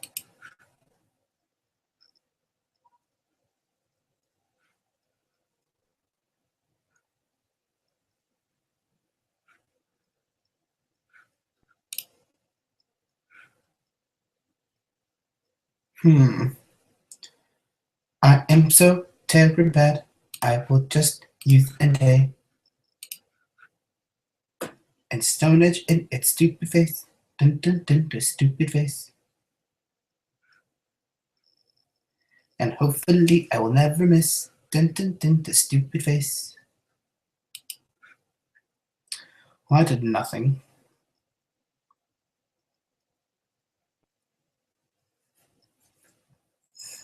I could just commit, but I'm bad at commitment.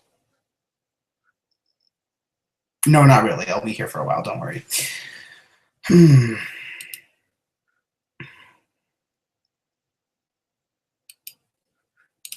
Let's see if we can set up our win condition.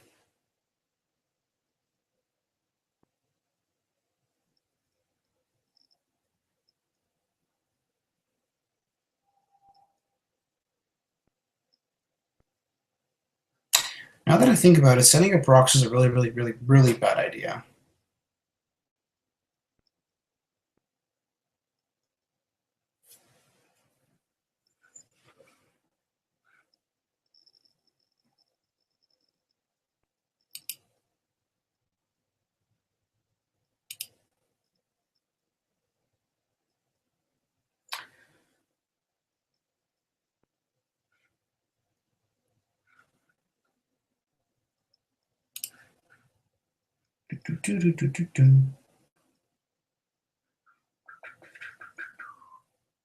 I think Crobat has outserved its purpose.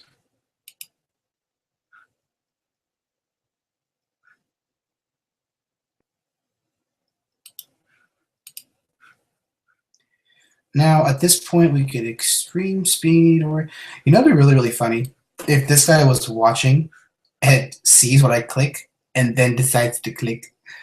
Hopefully, he has more integrity than that.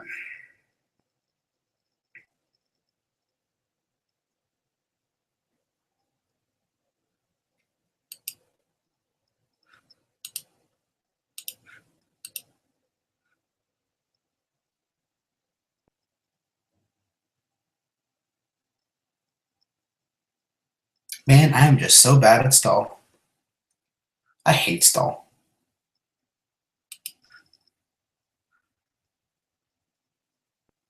That's it loud enough. I hate stall.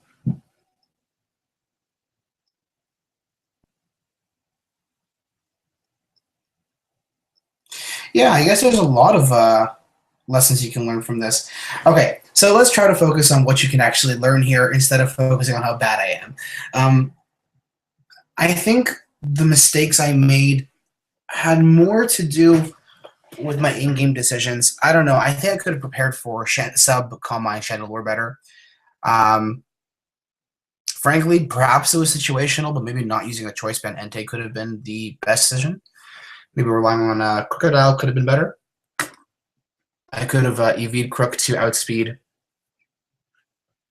Okay, don't be mean. I'm just trying to, help people out. All right, here.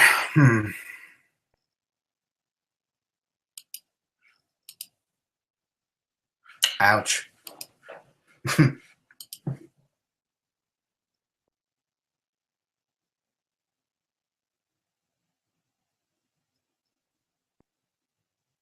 Probably is true. I'm actually not gonna.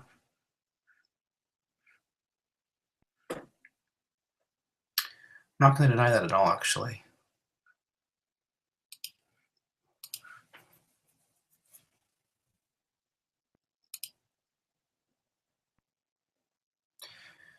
Crow could have been a good option here. Another good option could have been Gligar. I think Gligar could probably have relieved a lot of pressure off of Crobat. And we're not too worried about ice types on this team, but well.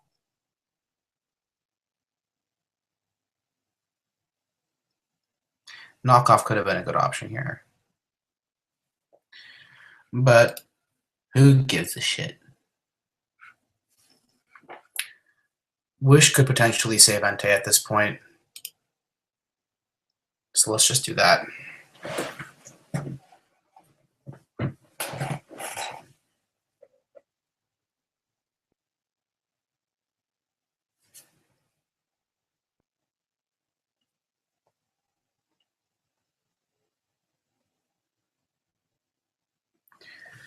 That's just an average play.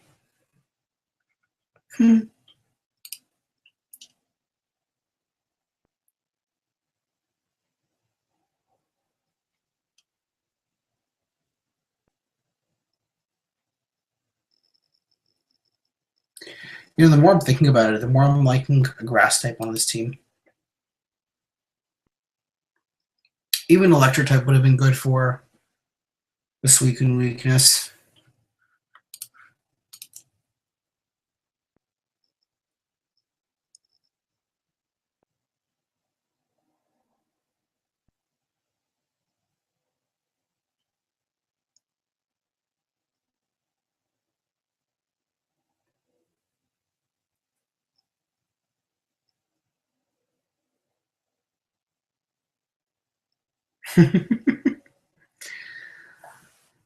These boys love making it about them.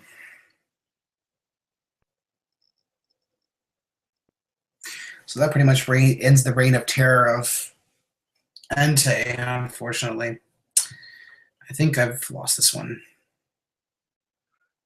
Pretty clearly I've lost this one.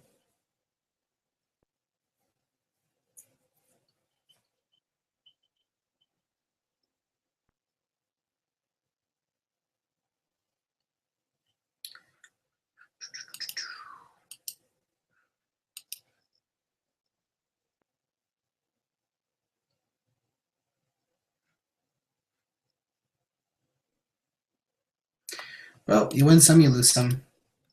I lose a lot, but whatever. Clearly, I'm not the best stall user, but hopefully, you guys will still get some insight into how stall is built poorly. Yeah, as you can tell, I'm much more better at offensive playstyles, but I think this is probably a pretty good start. I'm just going to delete this team. I hate stall. I might keep these two, but who cares?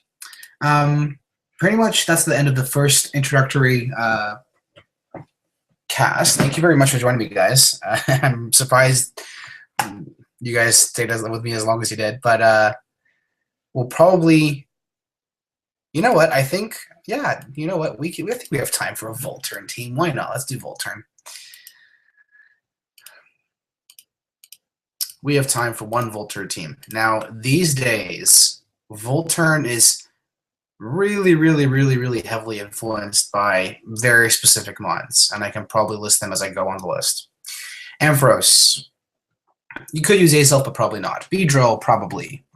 Celebi, you could, but whatever. Who cares? I hate Celebi. Crobat. Darmanitan, definitely. Flygon is a bad choice. Fortress is an average choice. This thing sucks. Hydreigon's a good choice. It is a little bit slower compared to a lot, but whatever, Infernape, great. Jirachi, great. Noivern, probably poor choice, but it does have access to it. Raikou, probably a great choice for a Volturn team. Let's start with what I think is probably a more decent, or sorry, would you rather say Azelf? Azelf, baby girl. Let's see.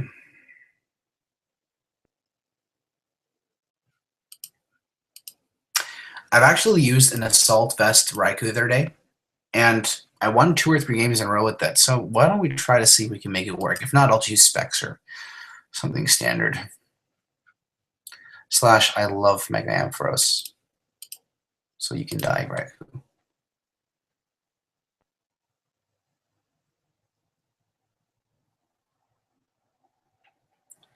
Let's put that alongside a Jirachi. Alongside the Jirachi, we'll put something that isn't weak to ground. Yay! Like Crobat. And this one, my good friend CSB, is going to be our favorite Scarf Bat.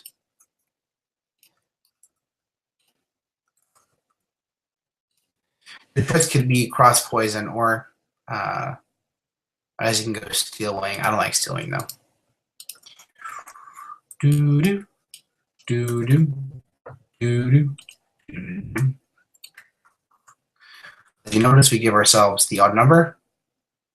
This will probably be the one time where you don't care about download because you're going to be faster than everything. The EVs here outspeed Scarf Mienshao. Now this allows us to use a Jirachi that could be a little bit more fun.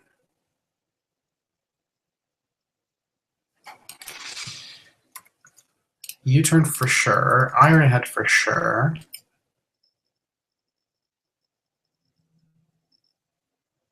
I just love Crobat. Crobat's my favorite. One of my favorite mons in this year right now. And make this guy leftovers. Make him T-Wave or Body Slam. Let's do Body Slam. And we can go Stealth Rock. We can go Sub.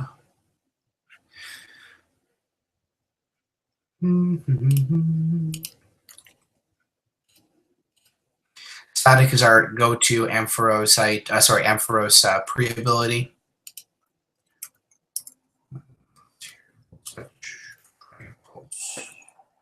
I'm a big fan of these 5 moves. You're gonna oh, you guys go fuck yourselves. You're gonna want to give yourself as much attacking power as possible, special attacking that is. Also gonna want to give yourself a little bit of speed. I think it's 64 ABs. The rest gets dumped into HP. Let's finish building this thing. I'm thinking sub might be an okay choice. Let's go sub. See what we can do with that.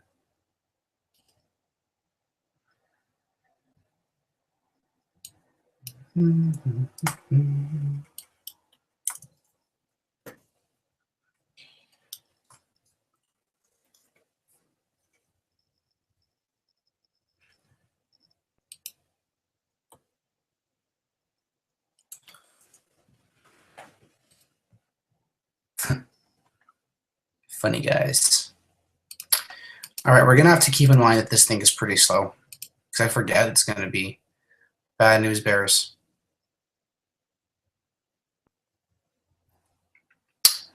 Let's see here. We're gonna want a dedicated ground type.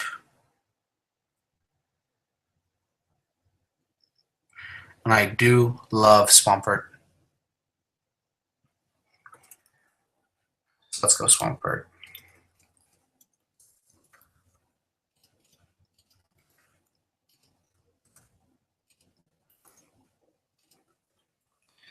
Standard set we'll do here. This will give us the opportunity to kind of work around, at least kind of work around Suicune. Should we find ourselves in a bad situation. We're still going to want a backup. I think Serperior would probably be a good choice. Oh my goodness, I'm just going to hide this.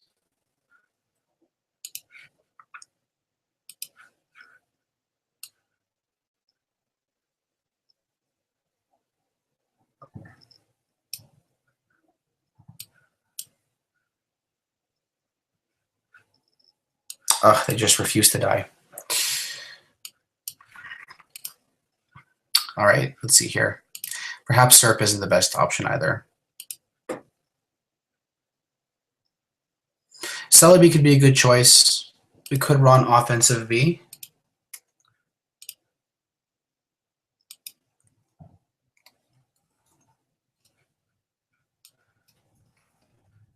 Swords Dance probably be a cool option.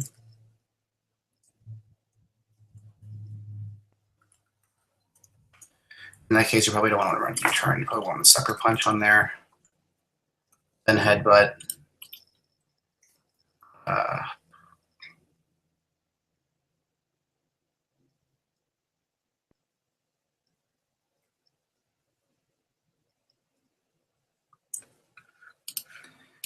And I think try using Donphan. No, never mind. Too many ground types. Let's see.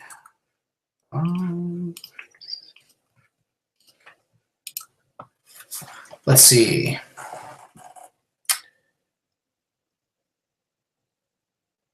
Yes. A fire type. Screaming Darmanitan, Screaming Inferno. Let's try Inferno.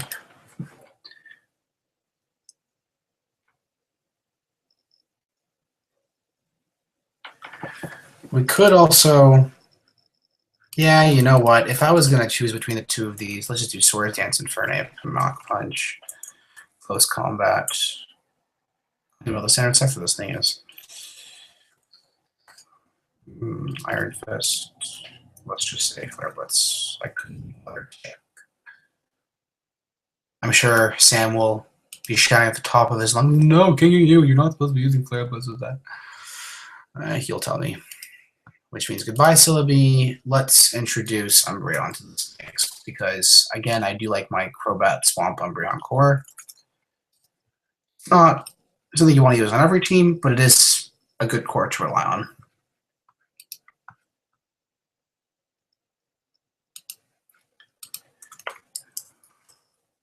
I'll play Heal Bell.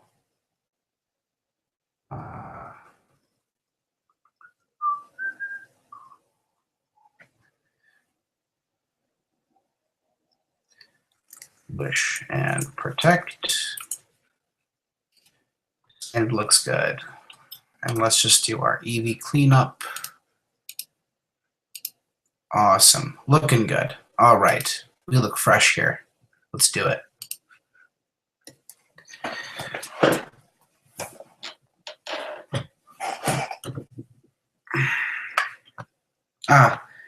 CSB confirming that Flare Blitz is in fact good. So let's just use that. Speaking of analyses, I am waiting for my Jirachi to go through. Dodman, I am looking at you, buddy. You're the only one I can trust to go through my analyses.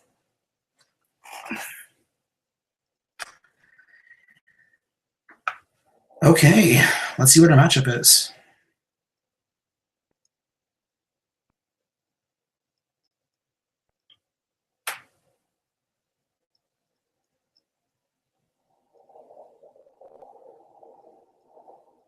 Oh god, this does look freakishly similar to my Fulton team. Whatever. It has hazard control, Godman. Oh my god, I'm gonna do something to him that I'm gonna regret.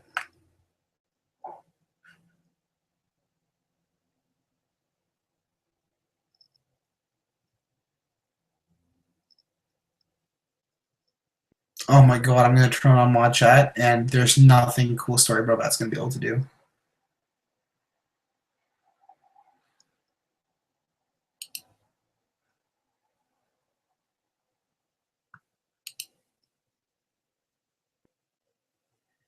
That's power.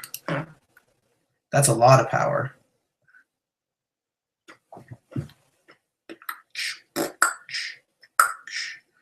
That's too much power. What the fuck, man? Did I AV this thing? Yes, I did. Holy crap.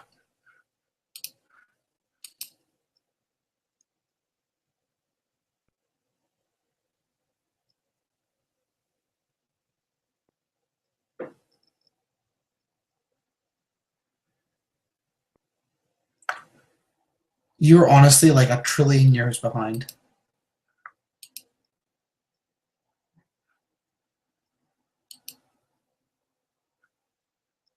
Watch. It's going to clean up this entire match.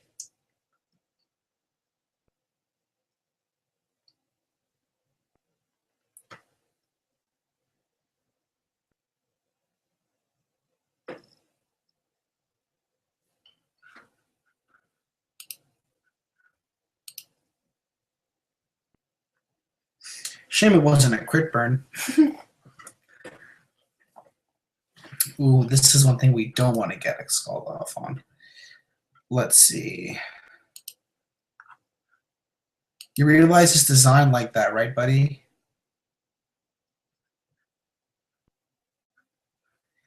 Okay. We're in a much better position now. We can close combat this thing to death. I think Tent is going to come in. Sometimes it's kind of good to think of the long term just to see how your opponent plays. Yes, you are, buddy. Get famous.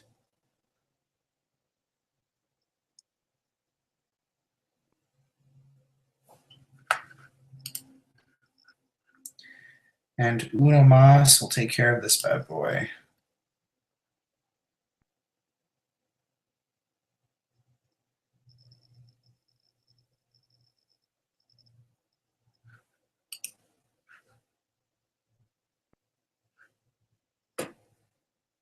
We do need this thing for... Oh, man, why did I do that? Well, at least it doesn't have rocks anymore.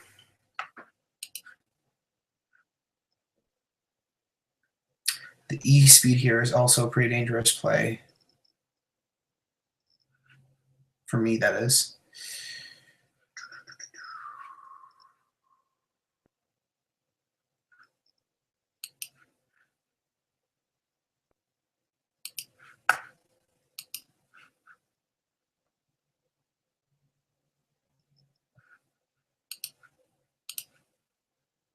I thought for sure he would go for a Swords Dance there.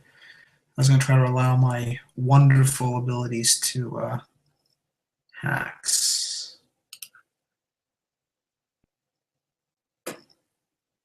Can anything on this team make a waterfall? I don't know. That's Banded, man. Banded scares me. Oh, God. And now you know why. Jesus, that thing is terrifying. That's not even torrent range, too. And look at that. I'm pretty bulky. Jeez. The more you get swept with them, all right?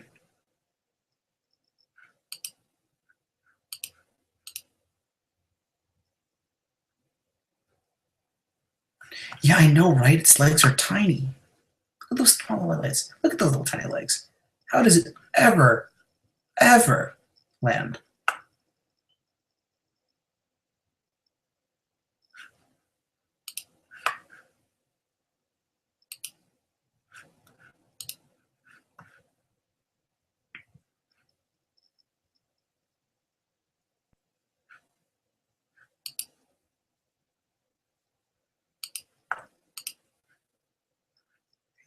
Well, let's see here.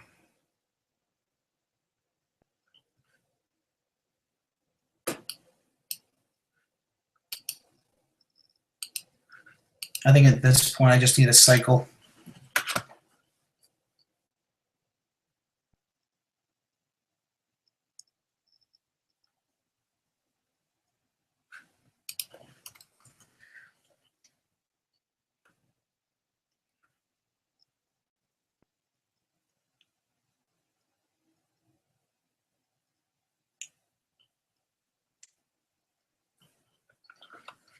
Ooh, we actually have a chance against this thing now.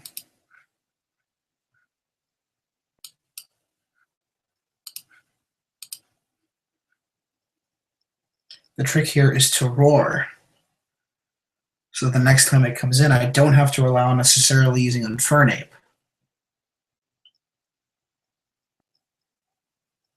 And if it doesn't go for a wish here, even better.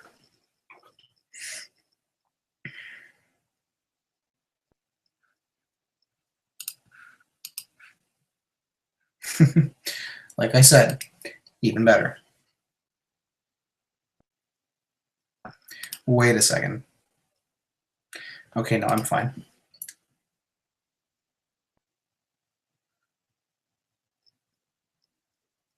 I really have to pay attention to my health to make sure that an E-Speed won't kill me, but I'm okay for now.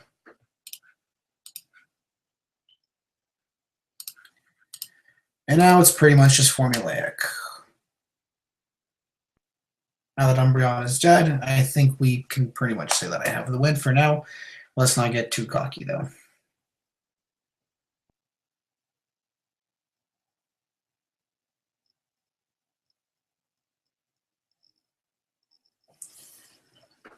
All right. That's actually great for us. We can just keep cycling.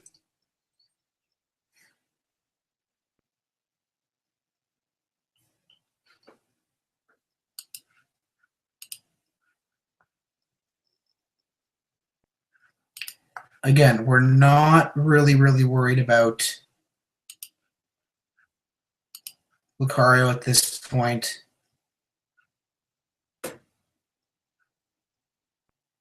Actually, now we should be now.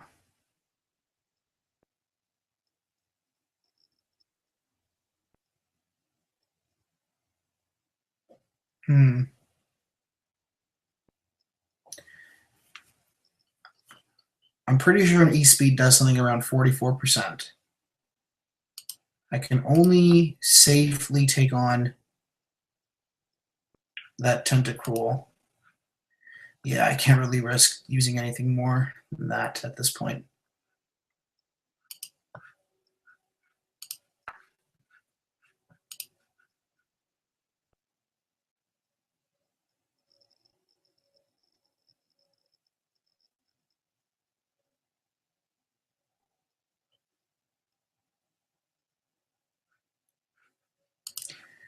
And if I know anything about Pokemon, I think we survive and KO it.